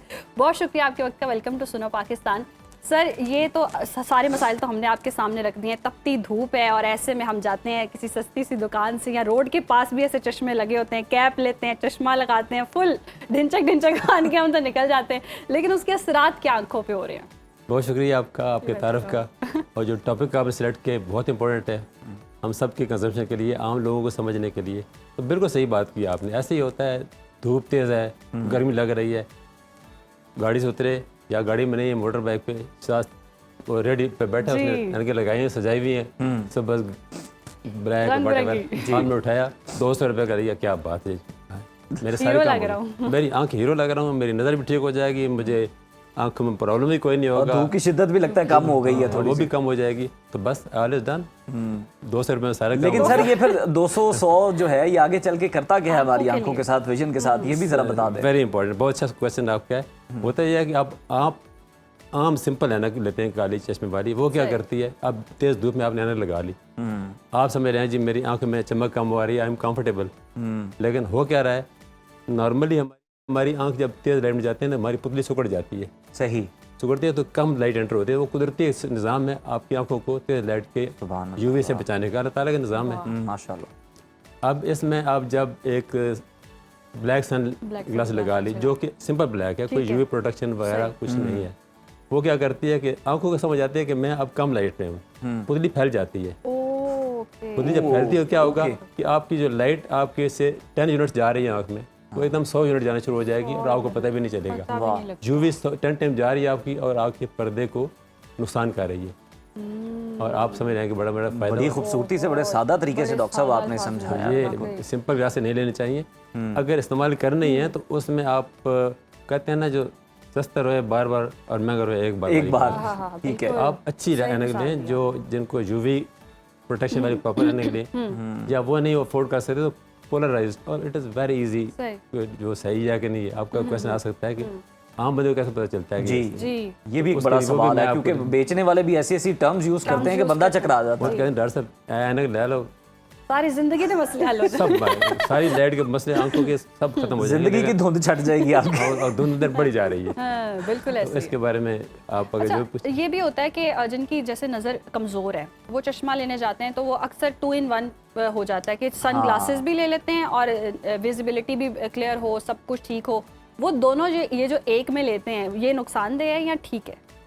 एक्चुअली जो आप लेते हैं दोनों एक में, वो उसमें भी अगेन डिपेंड करता है कि आप किसके पास जा रहे हैं। अगर हाई क्वालिटी ऑप्टिशियन है जिसके पास जो लेंसेज हैं उसमें ऑलरेडी यूवी इसमें इंड्यूस्ड है, ठीक है, तो उसका लेंस वो बनाता है ऐनक का, वो तो फिर तो ठीक है। मैंने खुद से लगाया हुआ, ये वही है। ये बे प्रोग्रेस है। मेरी दूर की थोड़ी सी कमजोर है, नज़दीक की तो मैं IM67 तो नज़दीक की तो मेरी है ही उस हिसाब से, तो इसमें दोनों कवर का है, लेकिन आम लोग इसमें वो कट भी नहीं आता। सही। और ये है भी photo sun proper, photo sun UV filtered, जबरदस्त। तो ये सारे काम कर, यानी कि आपका चश्मा ही अभी मैं चोरी करूंगा। अच्छा डॉक्टर साहब, हमें ये बताइएगा कि ये जिस तरह से हम देख भी रहे हैं, मेडिकल रिसर्च भी बताती है, क्या ये बात सही है कि जो सब स्टैंडर्ड हम सन ग्लासेस यूज़ करते हैं, आपने भी बताया किस तरह से नुकसानदेह, ये आगे चलकर मोतिया या और भी कोई आंखों की संगीन जो बीमारियां हैं या मसाइल हैं वो भी पैदा कर सकते हैं, उसका भी बायस बनते हैं? बहुत अच्छा सवाल आपका, अगेन एक्सीलेंट क्वेश्चन। होता क्या है कि जब आप सस्ता कारी चश्मा या ग्रीन कोई भी ले लेते हैं जी, आप समझते हैं सही हो रहा है, हो क्या रहा है कि आई में जो सनलाइट जा रही है उसमें यूवी एक तो बढ़ गई, पीपल डायलेट हो गई, यूवी बढ़ गई जा रही है। आगे यूवी के 2-3 टाइप्स हैं, आगे यूवी रेज होती है ना, ए बी सी इस प्रकार की होती हैं। हमारा जो नॉर्मल मीडिया है ना हमारा, जिसमें हमारा कॉर्निया आता है, हमारा लेंस आता है, वो ए और बी को किसी तक रोक लेता है, उससे आगे क्यों तो वो उनसे नहीं रोकती, आगे चली जाती है पर्दे तक। लेकिन रोकता भी ऐसे नहीं है, उसमें भी कोई अपना वो पैसे पूरे करके रुकती है। अच्छा, कॉर्निया को इन लॉन्ग टर्म रहते रहते कॉर्निया में हेज आना शुरू हो जाएगी पेरिफेरी पे, लेंस में मोतिया वक्त से पहले आ जाएगा अगर आप मुसलसल एक्सपोज्ड हैं इससे। लेकिन बहरहाल पर्दे को बचा लेती हैं, ठीक। तो लेकिन अगर आपकी बहुत अच्छी क्वालिटी के ग्लासेस नहीं है और लाइट बहुत तेज़ है एनवायरनमेंट में, आप देखें सुबह 2 घंटे सूरज निकलने के बाद और ग्रुप होने से 2 घंटे पहले तक यूवी बहुत कम होती है, लेकिन दरम्यान में यूवी बहुत ज़्यादा हो जाती है। उसमें जब यूवी जा रही है आपकी तो वो पर्दे तक पहुंच रही है, पर्दे में हमारे एसाब होते हैं, रॉड्स एंड कोन्स, जो न्यूरॉन जहाँ से लाइट एनर्जी कन्वर्ट होती है इलेक्ट्रिक एनर्जी में, ओके, वो डैमेज होते हैं इससे। सही, ठीक। अब वो मुसलसल डैमेज हो रहे होते हैं इससे। अच्छा डॉक्टर साहब, एक और चीज़ होती है कि ये जो अक्सर हम देखते हैं वेल्डिंग जो लोग कर रहे होते हैं तो उन्होंने काला चश्मा लगाया होता है और वो वेल्डिंग भी कर रहे हैं, तो ये कितना डेंजरस है? अगर उनका भी एक्यूरेट सही चश्मा ना हो तो उनको भी कोई उसमें भी प्रॉपर शील्ड लिड चश्मे होने चाहिए, उन्हें कहते हैं पोलराइज्ड। पोलराइज्ड ये जो लाइट होती है बहुत ज़्यादा ग्लेयर, चमक आती है, बहुत ज़्यादा चमक फैलती है और आपके विजन भी ख़राब होता है, आप जो काम कर रहे हैं उसकी विजिबिलिटी भी नहीं आती, उसमें वो जो ग्लेज लाइट को कम करने के लिए होते हैं वो पोलराइज ग्लासेस होते हैं, और वो पोलराइज के अलावा डार्क कलर के होते हैं, वो दोनों चीज़ें कम कर देंगे, इंटेंसिटी ऑफ लाइट भी कम कर देंगे और उसकी जो है ना वो जिस तरह से स्कैटर होकर लाइट आ रही है उसको स्मूथ कर देते हैं। आम ज़बान में पोलराइज जो होता है ना वो ये कहते हैं कि जब हमारी हर तरफ से लाइट आ रही होती है ना उसमें वर्टिकल फिल्टर लगा होता है, वो उसको सारे को फ्लैट सर्विस से आ रही है, जैसे आप फील्ड में जा रहे हैं, आप ड्राइव करें रोड से आ रही है या आप सी पे करें दरिया किनारे चमक आ रही है, तो वो हॉरिजॉन्टल सर्विस आने वाली सबको स्ट्रीमलाइन कर देती है। वो लाइट बजाय स्कैटर होकर आने के एक लाइट एक लेवल जाती है पर्दे पे, पर्दे पे बड़ा यूनिफॉर्म इमेज बनता है, आपकी क्वालिटी ऑफ लाइफ, उसका जो कंट्रास्ट सेंसिटिविटी, कलर भी अच्छा हो जाता है उसमें, और साथ आपका डैमेज भी कम हो जाता है। तो सस्तों में तो हम देखते हैं प्लास्टिक के भी आ रहे होते हैं, ग्लास के, तो दोनों में ये भी बता दें यस कि ग्लास वाले या प्लास्टिक, अगेन प्लास्टिक नहीं है सही, ग्लास। ये जो इंटरनेशनल इसकी जो गाइडलाइंस है ना इसकी जी, इनको उसूलन तो उसके बगैर काम करना ही नहीं चाहिए, लेकिन हमारे यहाँ क्योंकि इतनी उसके ऊपर स्ट्रिक्ट नहीं है, रूल्स इम्प्लीमेंट नहीं होते, तो लोग जो हैं वो अनफॉर्चुनेटली वही आम ग्लास से उठा के वो लगा लेते हैं, वही जहन में समझते हैं कि फ़ायदा हो रहा है, लेकिन एक्चुअली उसके 2 नुकसान है। जो एक्चुअल होता है ना, जो प्रॉपर हार्ड ग्लास होता है वो टेम्पर्ड ग्लास होता है, अच्छा, जैसे टूटता नहीं है ना वो टेम्पर्ड, प्लस उसके अंदर उन्होंने पोलराइज फिल्टर लगाए होते हैं, वो ना सिर्फ ये कि उससे जो लाइट आ रही है उसको रोकता है, बल्कि बार आते हैं वेल्डिंग करते हैं ना, आयरन के पीस उड़ता है जी, सीधा आंख में लगता है। हमारे पास पेशेंट आते हैं, आयरन का पीस आया आंख में लगा, कॉर्निया को डैमेज कर दिया, कभी कभी आंख के अंदर भी चला जाता है, तो वो उसको भी वो रोकते हैं एक्चुअल जो है ना जो गाइडलाइंस के मुताबिक है। अच्छा डॉक्टर साहब, फिर हम कोशिश ये भी करते हैं कि बच्चों को भी बड़ा कोई त्यौहार आया या वैसे भी उन्हें स्टाइलिश दिखाने के लिए हम देखते हैं बाइक्स पे भी बच्चे बैठे हुए आगे तो ग्लासेस लगाई हुई है, खास तौर पर 14 अगस्त ईद के दिनों में, तो वो बच्चे भी बड़े रंग बिरंगे ग्लासेस लगा के, लेकिन वो बड़े लो क्वालिटी के होते हैं। बच्चों के लिए भी क्या ये नुकसानदेह होते हैं? और मतलब चले कुछ देर के लिए, कितनी देर के लिए लगाएं तो ठीक है, लेकिन अगर उससे ज़्यादा वो तजावज़ करें तो फिर वो डैमेज है। बिल्कुल सही, बहुत अच्छी बात। असल में अगर जब कम रोशनी है, मौसम अच्छा है, तो थोड़ी देर के लगाया, ड्राइव किया, लगा के आगे, फिर तो ठीक है, सही। लेकिन अगर आप लंबी ड्राइव पे जा रहे हैं, गाड़ी में बैठा कर लगाया हुआ है और आप लाहौर से इस्लामाबाद जा रहे हैं, नॉट गुड, ऐसे नहीं, थोड़ी देर के लिए इट्स ओके, मतलब मैं इतनी सख्ती नहीं करेंगे कि बच्चा है, छोटा बच्चा है, उसने ऐनक लगा लिया और शौक से लगा लिया, थोड़ी देर के लगा लिया, इंडोर रह ज़्यादातर अच्छी बात है, आउटडोर कम। डॉक्टर साहब, ये हम चश्मे वाली मार्केट देखें ना, है भी बहुत बड़ी, जिस जगह चले जाएं कहीं ना कहीं किसी ना किसी कोने में हमें चश्मा मिल जाता है।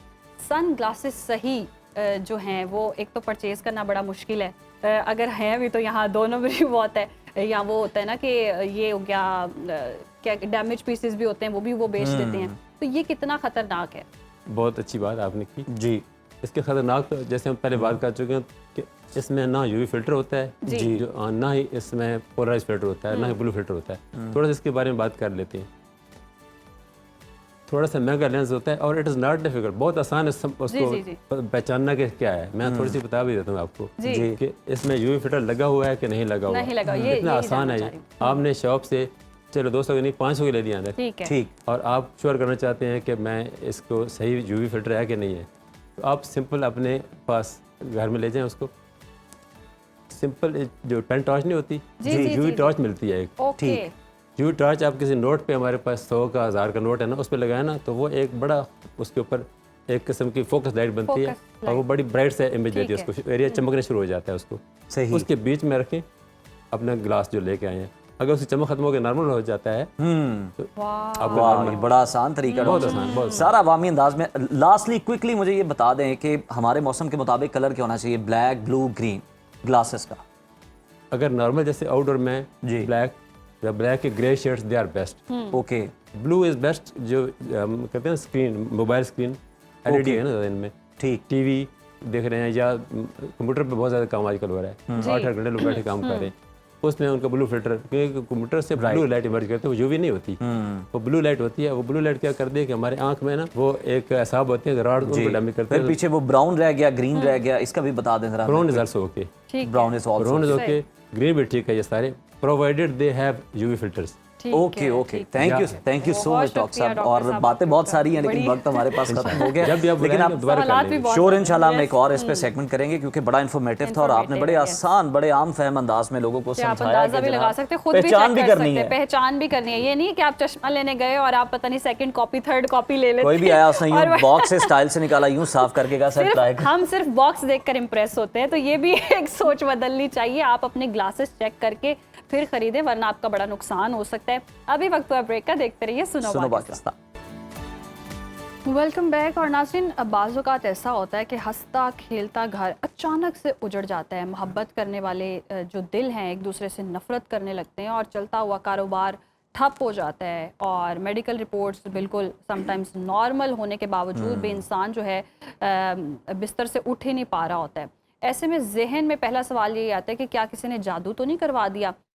और हमारे मुआशरे में जादू एक ऐसी हकीकत है जिसके गिर्द खौफ, वहम और बहुत सारी गलत फहमियाँ भी जो हैं वो बुनी जा चुकी हैं। और इंसान पहले फुर्सत में ये सोच लेता है शायद मेरे पे जादू हो गया है या मुझे नज़र लग गई है। बिल्कुल जी, और आज हम इस वहम और हकीकत के दरमियान लकीर खींचेंगे, जानेंगे कि जादू की असल अलामात क्या हैं, ये इंसान पर किस हद तक असरअंदाज हो सकता है और क्या हर नाकामी का मलबा जादू पर डालकर हम अपनी कोताहियों से नजरें तो नहीं चुरा रहे। इसी मामले पर बात करने के लिए मज़हबी स्कॉलर, मारूफ रूहानी मौलज कारी शफीकुर रहमान साहब स्टूडियोज़ में हमारे साथ मौजूद हैं। उन्हें हमने दावत दी है। बहुत शुक्रिया कारी साहब आपके वक्त का।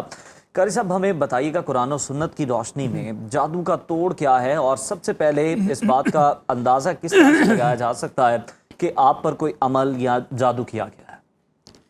बिस्मिल्लाहिर्रहमानिर्रहीम। जादू ये और नदर बद और इसी तरह हसद, ये आप मजहबी पराये से हट के मैं आप आम रूटीन में अगर बताऊं तो जादू हसद की इंतहाई शक्लों का नाम है। ठीक है। जब बंदा हसद करता है, नदर बद की तरफ जाता है या किसी की जो अदम बर्दाश्त की तरफ जाता है, वो उसका उसकी सिफात हो सकती हैं, उसके बाल हो सकते हैं, उसका लिबास हो सकता है, उसकी ज़बान का तशख़्ख़ुस हो सकता है, उसकी शख्सियत का इल्मी तशख़्ख़ुस हो सकता है, उसकी शख्सियत का वक़ार और अखलाक आदाब हो सकते हैं। जिस वक्त ये इंसान बर्दाश्त नहीं करता तो उसके बाद वो हसद के प्रोसेस में दाखिल हो जाता है और हसद के बाद उसको प्रोसेस अमलियात में जिस वक्त आता है, आप यकीन करें कि उस वक्त उसके दिल की भी गलाजत, उसकी आंखों की गलाजत और उसके दिमाग और उसके पूरे वजूद की गलाजत दूसरे महसूद आदमी के ऊपर पड़ रही होती है। सही। जिसकी वजह से कभी उसकी सेहत खराब हो जाती है, कभी उसकी तालीमी रिपोर्ट खराब हो जाती है, कभी उसके रिज़्क और बिजनेस के मामलात परेशान कुन हो जाते हैं और कभी उसकी ईमानियात और तरबियत के मसाइल मुतासर होते हैं। ठीक। यानी कितनी ख़तरनाक बात है कि आप अच्छे खासे जाकिर थे, अच्छे खासे शाकिर थे, जाकिर शाकिर होने के बावजूद जिक्र को आप दिल नहीं आपका कर रहा। नमाज पढ़ते थे, नमाज पहली सफ़ के नमाजी थे, अब आपका अजान सुनने को दिल नहीं चाहता। पहले किताबी कीड़े थे और किताबी कीड़े होने के साथ साथ फर्स्ट पोजीशन होल्डर थे, अब आपका स्कूल जाने को दिल नहीं करता। यानी ये वो चीज़ें हैं जो आम फाहम है, बंदे को अंदाज़ा कर लेना चाहिए। एक तो है ना कि दालें निकले, गोश्त निकले, सुइयाँ निकले, एक है रवैये जो बदलते हैं। माँ बाप को चाहिए कि रवैयों को जज करते रहें और असातिज़ा को चाहिए कि रवैयों को जज करते रहें।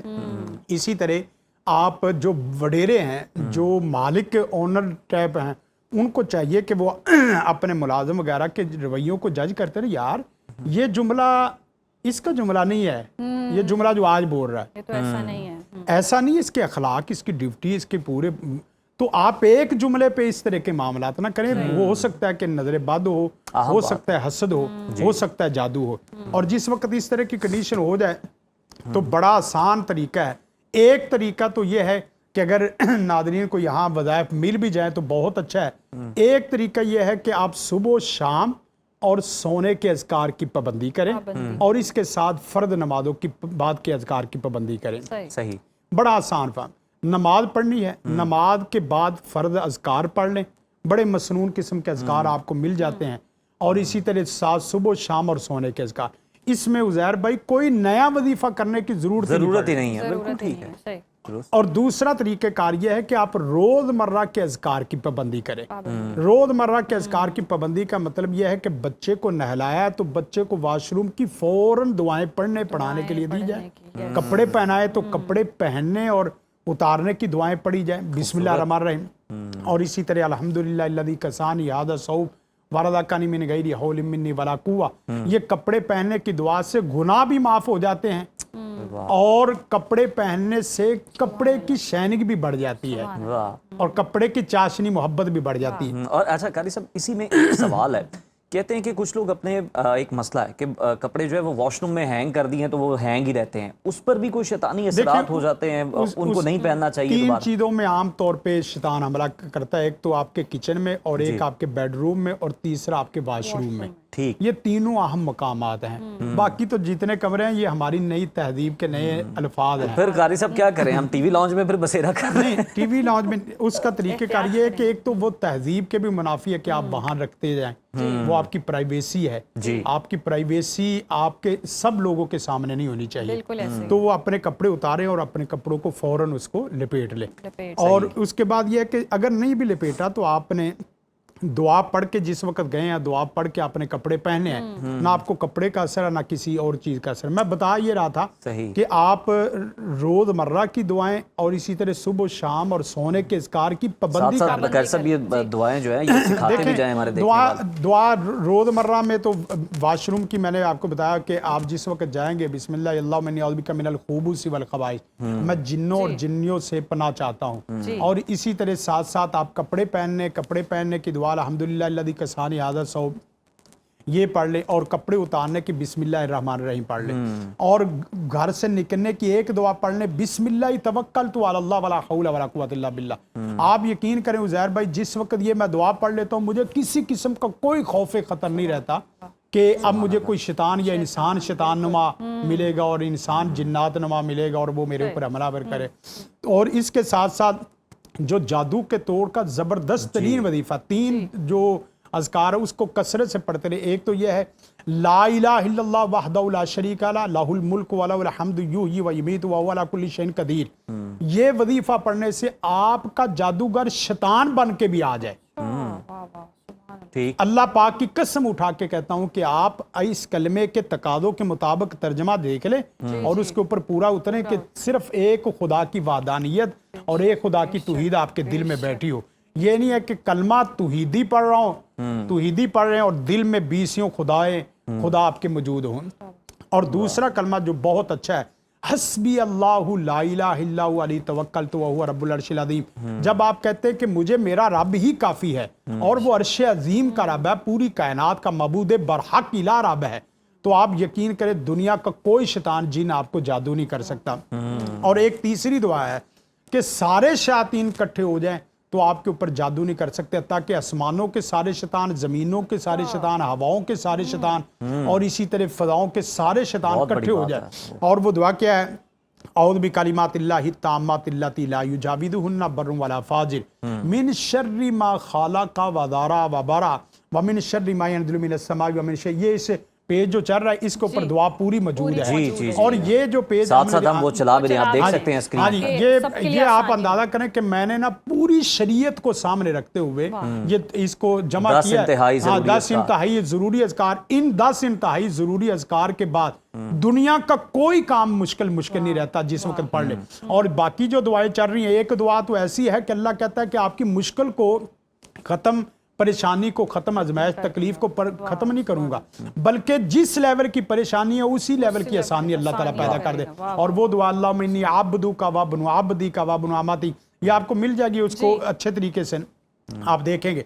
और एक दुआ बहुत अहम तरीन है, ये हमने ना पैकेज ही तैयार कर दिया अलग अलग से दुआएं करने के बजाय। एक है जो प्रॉब्लम के मसाइल है, वो एक अज़कार है मसनून दम, ये अभी जो चल रहा है ना, किसी किस्म की नजर बद हो, किसी किस्म का हसद हो, किसी किस्म का जादू हो, आप प्रॉब्लम किसी किस्म का हो तो आप मसनून दम वाला पेज पढ़ लें सुबह शाम और सोने के वक्त एक दफा, और अगर थोड़ा सा ज्यादा हो तो आप हर नमाज के बाद एक दफा पढ़ लें। आप यकीन करें तकरीबन 3 मिनट लगते हैं, 3 मिनट में 3 लाख और 3 करोड़ बीमारियों का हल मिल जाए आपको, तो कितनी बड़ी बात है। बहुत शुक्रिया आपका कारी साहब, आपने यकीनन बड़ा बेहतरीन काम किया है और तक पहुंचाया भी है। ये जितने भी नाज़रीन मसनून दम हैं, अस्कार हैं, ये आप हमारी टेलीविजन स्क्रीन पर देख भी सकते हैं और आप प्रोग्राम को दोबारा सुन भी सकते हैं और इनके स्क्रीनशॉट लेकर आप रख भी सकते हैं। बड़ा इजी है और इनका वर्क भी कर सकते हैं। बहुत सारे लोग पूछते थे और कहते भी थे कि हमें ना ये स्क्रीन पर ताकि अवेलेबल हो इजीली, ताकि हम पढ़ सकें, देख सकें, तो ये बहुत आसानी हो गई। और